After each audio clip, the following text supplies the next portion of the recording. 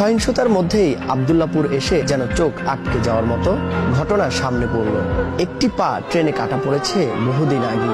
স্ট্রেচারে ভর দিয়ে সতর্ক করছে যাত্রীবাহী বিভিন্ন গাড়িকে। সহিংসতার স্থানের দিকে গাড়ি যেতে বাধা দিয়ে যাচ্ছে।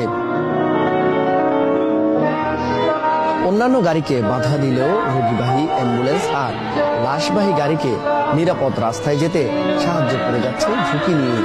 ছোট্ট শিশু রাকিব এক পায়ে ভর দিয়ে বুক ভরা সাহসের সাথে পথচারীদের সাহায্য করে যাচ্ছে সারাদিন ব্যাপী।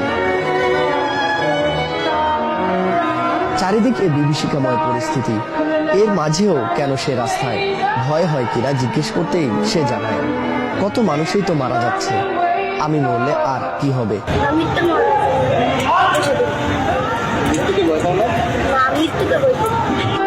এক পায়ে ভর দিয়ে সাহসিকতার সাথে রাজপথে থাকা এ শিশু যেন এক বাংলাদেশের প্রতিচ্ছবি।